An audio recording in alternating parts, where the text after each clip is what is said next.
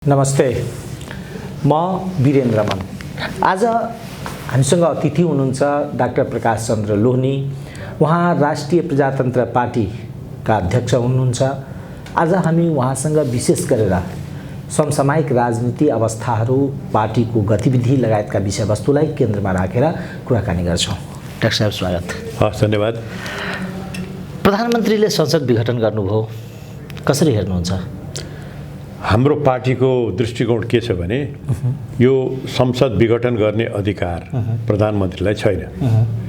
हाम्रो संविधानमा सामान्यतया संविधानमा उल्लेख नभएको भएदेखि संसद विघटन गर्ने अधिकार प्रधानमन्त्रीलाई छ भन्ने परम्परा हो। हाम्रै देशमा पनि योभन्दा अगाडि विघटन भएको छ, त्यसमा पनि अदालतमा गएको छ। यो संविधानमा प्रधानमन्त्रीले आफ्नो स्वेच्छामा आफ्नो राजनीतिक समस्याको पृष्ठभूमिमा देशमा अस्थिरता ल्याउने काम नगरोस् प्रधानमन्त्रीले भन्नको लागि हाम्रो संविधानमा स्पष्ट रूपमा कुन बेलामा प्रधानमन्त्रीले विघटन गर्न पाउँछ भन्ने लेखेको छ। त्यसमध्येमा बहुमतको सरकार हुने ज्यालसम्म प्रधानमन्त्रीले विघटन गर्न पाउँदैन। नम्बर 1, दुईटा मिलेर सरकार बहुमतको हुन्छ, दुईटा पार्टी मिलेर सरकार बहुमतको हुन्छ भने पनि प्रधानमन्त्रीले विघटन गर्न पाउँदैन। नम्बर 2, नम्बर 3, होइन त्यो पनि भएन। एउटा कुनै मान्छेले संसदमा म सरकार गठन गर्छु भनेर आयो र राष्ट्रपतिलाई विश्वास लाग्यो भने उहाँले त्यसलाई सरकार गठन गर्न दिनु सक्नुहुन्छ। 30 दिनभित्रमा त्यसले विश्वासको मत लिन सकेन भने त्यो बेलामा विघटन हुन्छ। अहिले त बहुमतको सरकार छ, प्रधानमन्त्रीको त बहुमतको सरकार हो नि त। उहाँको झगडा आफ्नो उहाँलाई लाग्ला होला नि, अब यो हामीले अब संसदमा विश्वास मत लिन सक्दैनौँ, देशमा अस्थिरता आउँछ, त्यस कारणले अब संसद विघटन गर्नु। त्यो त तपाईँको उहाँलाई लागेर भएन के तपाईँको, उहाँलाई लागेर भएन। उहाँको पार्टीको बहुमतको सरकार छ, उहाँको घर झगडा उहाँको भित्र होला। त्यो पार्टीको झगडालाई ल्याएर संविधानसित जोड्नु त मिल्दैन नि त। कि त यो भनिदिनु पऱ्यो कि पार्टीको झगडा भएमा, प्रधानमन्त्रीलाई पार्टीको झगडा भएमा र प्रधानमन्त्रीले पार्टीको झगडा मिलाउन नसक्ने अवस्था भएको अवस्थामा विघटन गर्न सक्नेछ भनेर संविधानमा एउटा दफा थपिदिउँ न। अहिले उहाँको त्यत्रो बहुमत छ, उहाँले संविधानमा दफा थपे हुन्छ नि। जबसम्म यो संविधान रहन्छ, यो संविधानको प्रावधान लागू हुन्छ। जस्तो तपाईँ माननीय हुनको लागि संविधानले के भनेको छ? मान्य हुनको लागि तपाईँ यति वर्षको हुनुपर्छ, तपाईँको यो शर्तहरू भनेको छ नि त। त्यो शर्तहरू त संविधानले तोकेको शर्त त पुरा गर्नुपर्छ नि। पुरा नगरिकन म त ब्रिलियन्ट मान्छे, मलाई के को शर्त लाग्ने? म यस्तो शक्तिशाली मान्छे, मलाई चाहिँ म त्यसलाई यसरी बुझ्दा हुन्छ कि देशमा धेरै अस्थिरताहरू भए, राजनीतिक पोलिटिकल रूपमा अब पार्टी सरकार बनाउने 10 दिनमा गिराउने जुन खेलहरू विगतमा भयो, त्यसलाई थिर बनाउनको लागि, सरकारलाई विकासतर्फ केन्द्रित गर्नको लागि त्यो व्यवस्था ल्याए। त्यो व्यवस्था गरिएको हो। त्यो व्यवस्थालाई कि त उहाँले हटाउनु पर्यो। संविधान संशोधन गरे हुन्छ, उहाँले दफै हटाइदिए हुन्छ। त्यो पनि नगर्ने, दफा त्यही राखेर म संविधान अनुसार चाहिँ म आएको छु भन्न पाइन्छ कि? सबै मान्छे के भेडा हुन्? अक्षर त पढ्न जानेछ नि त, हामीले पनि। उहाँले मात्र पढ्न जाने त होइन। अहिले एउटा चर्चाकै विषय बनिरहेको छ डाक्टर साहब कि संविधानको मूल मर्ममाथि प्रहार सुरु भयो। जसरी संघीयता, गणतन्त्र लगायतका मूल मर्म नै अब समाप्त हुने अवस्थामा आयो। अब त संसदका विषयमा धेरै बहस गर्दा पनि अब अदालतमा मुद्दा पुगिसकेको भएको अवस्था छ।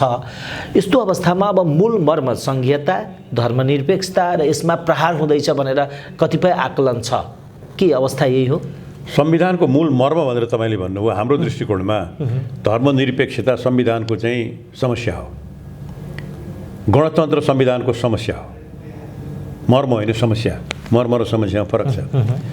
किनभने गणतन्त्र भनेर जुन उहाँहरूले ल्याउनु भयो नि, त्यो गणतन्त्र त वास्तवमा गणतन्त्रको राष्ट्रपति भनेको संविधानको संरक्षक हुनुपर्ने होइन, तर संविधानको संरक्षक भनेको सबै नेपालीको संरक्षक हुनु पर्यो।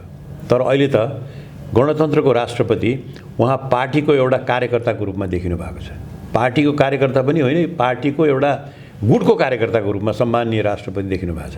भनेपछि गणतन्त्रको मर्मलाई त उहाँले सिद्धै नै सक्नुभयो। कि यस्तो भयो कि राष्ट्रपतिले जसरी सबै नेपालीको विश्वास जितेर या राष्ट्रको समुन्नति गर्नुपर्ने हो त्यो देखिएन, त्यो संस्थामाथि नै अविश्वास देखियो। तपाईँको पनि कुरा त्यही हो। त्यो यस्तो छ, सिस्टेमिक हो। अब यो सिस्टेमिक भनेको कुनै यस्तो प्रक्रिया हामीले यस्तो सुरु गरेको छौँ जुन प्रक्रियामा गएपछि त्यसले एउटा नतिजा निकाल्छ। बुझ्नु भएन? जस्तो तपाईँको प्रतिस्पर्धात्मक अर्थतन्त्र भन्छ नि, प्रतिस्पर्धात्मक अर्थतन्त्रको संरचनाभित्र तपाईँ जानुभयो भने त्यसले एउटा बाटोमा तपाईँलाई लगाउँछ के, त्यसले एउटा बाटोमा लगाउँछ, त्यसबाट तपाईँ दायाँ बायाँ गर्न पाउनुहुन्न। त्यस्तै अहिलेको राष्ट्रपतिको संरचनालाई जुन किसिमले प्रयोग गरिएको छ नेपालका पार्टीहरूले, त्यसबाट के देखिन लाग्यो भने राष्ट्रपति भनेको संस्था पार्टीको क्याप्चरमा, पार्टीको पेवामा उहाँहरूले त्यो बाटोमा लैजानुभयो। देखिसक्यो त्यो व्यक्ति बनेपछि त त्यो अलिअलि त्यो आउँछ नि त। कुनै दलको व्यक्तिलाई राष्ट्रपति बनाउँदा अलिअलि कसरी अलिअलि भनेको तपाईँको संविधानको विपरीत विघटन गर्ने भनेर आएको चिजलाई एटर्नी जनरललाई पनि नसोधिकन, कसैलाई नसोधिकन आधा घन्टामा तपाईँ लेख्नुहुन्छ भने अलिअलि भन्नुहुन्छ तपाईँ त्यसलाई के हो त धेरै भने। त्यसकारण के भने त्यो जुन प्रक्रियामा जसरी नेपालका राजनीतिज्ञहरूले राजनीतिलाई लगेका छन् त्यो प्रक्रियाले राष्ट्रपतिको पद भनेको जुन पार्टी सत्तामा रहन्छ त्यो पार्टीको आज्ञा सिरोपर गर्ने एउटा यन्त्रको रूपमा एउटा संस्था बनिहाल्छ, लैजान लागेको देखियो। त्यसकारण नेपालको अहिलेको परिवेशमा नेपालमा एउटा निष्पक्ष संविधानभित्रको शासन गर्ने जनताले हो, नेपालका मालिक जनता हुन्, नेपाली जनता हुन्। संविधानभित्र रहेर त्यो संविधानको रक्षा गर्ने निष्पक्ष संस्थाको नेपालमा अहिले दरकार छ। त्यसैले हाम्रो पार्टीले संवैधानिक राज संस्था भनेको हो। त्यसकारण हाम्रो तपाईँको जुन भन्नुभयो नि त्यो के गणतन्त्र उपलब्धि भनेको उपलब्धि होइन, यो त समस्या हो नम्बर 1। नम्बर 2 धर्मनिरपेक्षता भनेर भन्नुभयो। धर्मनिरपेक्षता भनेको संसारमा धर्मनिरपेक्ष राष्ट्रै छैन भन्छु म, राष्ट्रै छैन। अहिले भर्खर देख्नुभयो होला अमेरिकी राष्ट्रपतिले 146 वर्षको बाइबलमा उहाँले हात राखेर ईश्वरको नाममा शपथ लिनुभयो। त्यो देशले हामीलाई धर्मनिरपेक्षता सिकाउने अब त्यो देशका हजारौँ संस्थाहरू राज्यको समर्थन लिएर संसारभरि आफ्नो धर्म फैलाउनको लागि हिँडिराखेका छन्। जुन देशका संस्थाहरू आफ्नो धर्म फैलाउनको लागि संसारभरि हिँडिराखेका छन् उनीहरूले अरूले धर्मनिरपेक्षता भन्न मिल्छ? उनीहरूले धर्मनिरपेक्षताको नाम लिन मिल्छ? संसारमा धर्मनिरपेक्षता कोही पनि छैन। हामी के चाहन्छौँ भने हामी सबै धर्मको सम्मान गर्छौँ। सबै धर्महरू क्रान्तिकारी हुन्, सबै धर्महरू मानव उत्थानको लागि हुन्, चाहे इस्लाम होस्, चाहे इसाई होस्, चाहे हिन्दू होस्, चाहे बुद्ध होस्, सबै धर्मलाई हामी सम्मान गर्छौँ। सम्मान गरिसकेपछि हाम्रो संस्कार भनेको नेपाल हिमवत् खण्ड हो, 5000 वर्ष पुरानो हिन्दू संस्कृतिको स्रोत हो नेपाल, त स्रोत केन्द्र हो। यो धर्म यहीँबाट आएको हो, हिन्दू धर्म। बुद्ध धर्म यहीँबाट सुरु भएको हो। संसारको 4वटा धर्ममध्ये 2टा धर्म त नेपालबाट सुरु भएको छ भने यो पहिचानलाई सनातन धर्म हाम्रो पहिचान, म भने धर्मको राज्य भन्दिनँ म, के पहिचान हाम्रो पहिचान चाहिँ हिन्दू पहिचान रहनुपर्छ भन्नु, त्यो तपाईँको चाहिँ अग्रगामी कदम हो। त्यो नेपालको अस्तित्वलाई तपाईहरु संहिताको प्रति पनि अनुदार हुनुहुन्छ, संहिता हुँदैन भन्ने पनि चाहनुहुन्छ। त्यो पनि तपाईँ के भने हामी के चाहन्छौँ भनेदेखि संविधान बमोजिम, संविधान त सत्ताको हस्तान्तरण जनतामा हुनुपर्छ, तलसम्म। त्यसैले हामीले सबभन्दा बढ्ता हामीले के भनेका छौँ भने कि गाउँपालिकालाई जुन अधिकार दिएको छ त्यो एउटा सरकारको अधिकार छ, सानो सरकार। कार्यकारी पनि छ, न्यायपालिका पनि छ, त्यहाँ न्यायको पनि निरूपण गर्न पाउँछ त्यसले, विधायिका पनि छ, उनले पनि आफ्नो भित्र केही यस्तो देख्यो डाक्टर साहब, म भन्दैछु। त्यसकारण यो जुन दिएको छ त्यो ठिक छ, त्यसलाई अझ बलियो गर्नुपर्छ। तर संहिता हटाइदिनु। सुन्नुहोस् न, म त्यो कुरो भन्दिनँ, म त्यसलाई बलियो गर्नुपर्छ, त्यसलाई त साधन स्रोत अझै दिनुपर्छ। खालि एउटै कुरा के गर्नुपर्छ भने त्यसले दुरुपयोग नगर्ने भन्ने यन्त्रहरू पनि रहनु पर्यो। तपाईँले करोडौँ रुपियाँ दाम जब दिनुहुन्छ भने त्यो करोडौँ रुपियाँ दाम दिँदाखेरि एउटा सर्टन प्यारामिटर्स, एउटा सर्टन बन्धनभित्र रहेर त्योभन्दा बाहिर जान नपाउने, दुरुपयोग गर्न नपाउने मेकानिजम पनि तपाईँले बनाउनु पर्यो। अहिले मेकानिजम बनाएको छैन, होइन? त्यसैले दुरुपयोग बढ्या हो। त्यसैले हामी त्यो तपाईँको जनतालाई अधिकार दिने विपक्षमा भन्ने त हुँदै होइन। तपाईँको त्यसो भए संहिताको किन विरोध गर्नुहुन्छ? संहिताको कहाँ विरोध गर्छ? हामीले जनतालाई बढी बढी अधिकार दिउँ। अब जुन तपाईँको प्रदेशको कुरा गर्नुभएको छ, प्रदेशको बारेमा के प्रदेशको अहिलेको क्रियाकलापबाट तपाईँहरू सन्तुष्ट हुनुहुन्छ? त्यसो त स्थानीय तहबाट प्रदेशले त प्रदेशलाई कि त एउटा नयाँ संरचना गर्नु पर्यो। प्रदेशको जुन रूपमा अहिले प्रदेशहरू गइरहेको छ, खालि मन्त्रीलाई मोटर चढ्ने, मुख्यमन्त्रीलाई मोटर चढ्ने र मन्त्रीलाई मोटर चढ्ने बाहेक अरू के भएको छ? यहाँ त मैले सुन्दैछु, यहाँ त धेरै सिधा यहाँ त मैले पनि अन्तर्क्रिया गरिराखेको छु। उहाँहरू भन्छन् कि यो प्रदेश डिफङ्क्ट हुन लागिसक्यो, यसको मेकानिजम अरू चाहियो। त्यसको मतलब हामीले अधिकारै तपाईँको चाहिँ झिक्नु भने होइन, तपाईँको होइन झिक्नु भने होइन। हामी त चाहन्छौँ बढीभन्दा बढी अधिकार गाउँपालिकामा जाओस्, बढीभन्दा बढी त्यसलाई बलियो गरौँ। र प्रदेशको जुन अहिले डिसफङ्सनल भएको छ, काम गरिरहेको छैन, यसलाई कुन रूपमा लैजाने त? अब त्यसको बारेमा परिमार्जन छलफल हुनुपर्छ। त्यसो भए तपाईँको हिसाबमा संहिता पनि ठिक छैन, गणतन्त्र पनि मैले संहिता ठिक छैन, मैले संहिता ठिक छ कि छैन भन्दा पनि मैले के भनिराखेको छु भने नेपाली जनतालाई तल्लो तहमा तल्लो सरकारमा अधिकार दिने कुरालाई हामी समर्थन गर्छौँ। संविधान त दिनुपर्छ, त्यो ठिक कुरालाई ठिकै भनेको छौँ हामीले। तर जुन इन्स्टिट्युसन्सहरू काम गरिरहेका छैनन् अहिले, त्यसलाई कि त सुधार्न पर्यो, बाटो देखाउनुहोस्। होइन भनेदेखि राज्यको स्रोत मात्रै लिएर बस्ने इन्स्टिट्युसनको रूपमा राख्ने कि नराख्ने, यसको बारेमा व्यापक छलफल हुनु पर्यो राष्ट्र। त्यही त, गणतन्त्र पनि ठिक भएन, धर्मनिरपेक्षता पनि ठिक भएन, संहिताको पनि कुरामा ठिक भएन। संहिताको त्यसो भए यो संविधान संहिता भनेर तपाईँ शब्द त्यसमा नगर्नुहोस्। जनतालाई अधिकार दिने कुरामा, स्थानीय सरकारलाई अधिकार दिने कुरामा हामी सबभन्दा अगाडि छौँ, हो अधिकार छ। धर्मनिरपेक्षताको कुरामा संसारमा धर्मनिरपेक्ष राष्ट्रै कोही छैन। हाम्रो पहिचान हामी। त्यसो भए यो संविधानको काम छैन, त्यो पनि भन्दा हुन्छ। त्यो सुन्नुहोस्, त्यो पनि तपाईँले के भने यसमा परिमार्जन हुनु पर्यो, यसमा संशोधन हुनु पर्यो। संविधानका राम्रा पक्षहरू छन् नि त, जस्तो जनतालाई तपाईँको अधिकार दिने कुरा छ नि तल, गाउँपालिकालाई अधिकार दिने कुरा, कार्यपालिका न्यायपालिका भनेको छ नि त गाउँपालिकालाई, त्यसलाई हामी समर्थन गर्छौँ। नेपाली जनतालाई अरू अधिकारहरू जुन मौलिक अधिकारका कुराहरू दिएको छन् त्यसलाई हामी समर्थन गर्छौँ। यो संविधानका राम्रा कुराहरूलाई हामी समर्थन गर्छौँ। तर नेपालको पहिचान नै, नेपालको पहिचान संवैधानिक राज संस्था, नेपालको पहिचान सनातन हिन्दू धर्म, यो दुईवटा कुरालाई चाहिँ मेट्ने काम, मास्ने काम चाहिँ हामी स्वीकार गर्छौँ। त्यसो भए सडकमा अहिले राजा आऊ देश बचाऊ भन्ने कुरामा तपाईँहरू सहमत हुनुहुन्छ? होइन, हामी के भनिरहेको त्यसमा तपाईँहरूको समर्थन छ? आफ्नो आफ्नो नारा अरूले लगाउनु, हामी राज संस्था नेपालमा स्थापित हुनुपर्छ भन्छौँ। राजा आऊ भन्नुहुन्न, राज संस्था भन्छ भाइ। हामी राज संस्था आयो भने कसलाई ल्याउने? राज संस्था आयो भने जो वंशमा आएको छ त्यही आउँछ। ज्ञानेन्द्र शाह को आउँछ? जब त्यही आउँछ जो वंशमा लेजिटिमेटली राज संस्था भनेको। तर त्यो राज संस्था के हुन्छ भनेदेखि चाहिँ एउटा नैतिक बलको रूपमा हुन्छ, एउटा तपाईँको मोरल फोर्सको रूपमा हुन्छ के तपाईँको। अधिकार शासन गर्ने राज संस्था होइन, पटक्कै होइन शासन गर्ने राज संस्था। बेलायतमा शासन गर्ने राज संस्था छ र, जापानमा छ र, के अरे डेनमार्कमा छ, स्विसमा छ, लक्जमबर्गमा छ, क्यानाडामा छ, अस्ट्रेलियामा छ, छैन नि। उपस्थितिको लागि छ त्यहाँ। त्यसले त्यहाँका विभिन्न जाति समुदायहरूको बिचमा एकताको लागि मद्दत गर्छ। जस्तो बेलायतमा त्यहाँ चारवटा छ तपाईँको तत्त्वहरू, स्कटल्यान्ड छ, नर्दर्न आयरल्यान्ड छ, उत्तरी आयरल्यान्ड छ, वेल्स छ, इङ्ल्यान्ड छ, चारवटा समूहहरू छन्।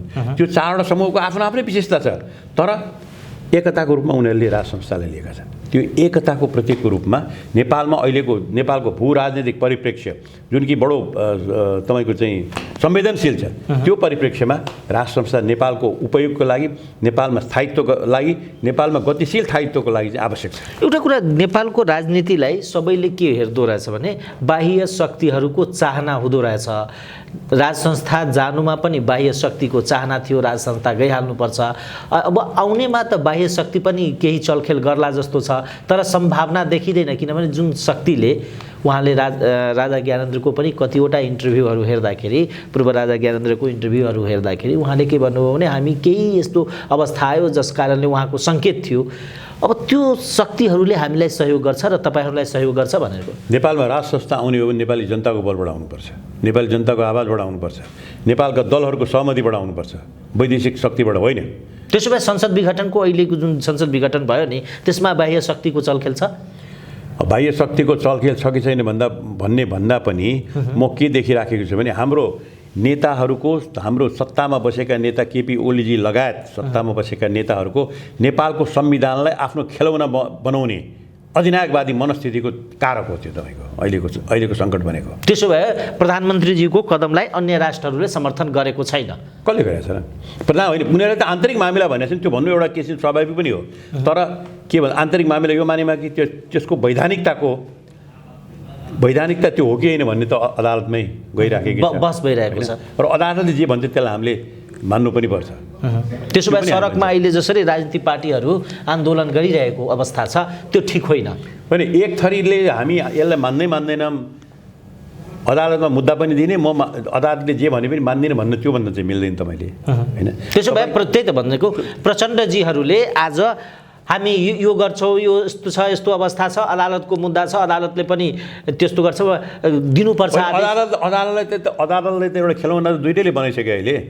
प्रधानमन्त्रीले पनि या अदालतलाई धम्की प्रधानमन्त्रीले दिइराख्नु भएको छैन। कुनै पनि हालतमा यसमा परिवर्तन हुँदैन, त्यो कुनै पनि हालतमा परिवर्तन हुँदैन भन्ने हो भने अदालत किन गएको त? अदालतको आवश्यकता किन पर्यो? उहाँले दिए भइहाल्यो नि अधिकार, अदालतको अधिकार पनि दिइदिउँ प्रधानमन्त्रीलाई। उहाँले दबाब दिइराख्नु भएको छ। अरू पक्षले पनि अदालतले जे भने पनि हामी चाहिँ हाम्रो पक्षमा भएन भने मान्दैन भनेर भन्ने, त्यो पनि मान्दैन भनेर भनेको छन् भने त्यो पनि तपाईँको अधिनायकवादी प्रवृत्ति हो।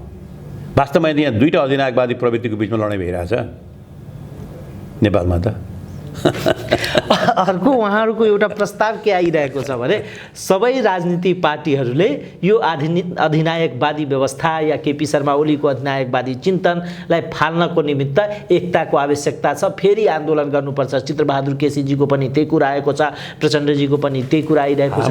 हाम्रो पार्टीको धारणा के छ भने यो जुन प्रधानमन्त्रीले गर्नुभएको छ त्यो असंवैधानिक कदम हो, प्रतिगामी कदम हो।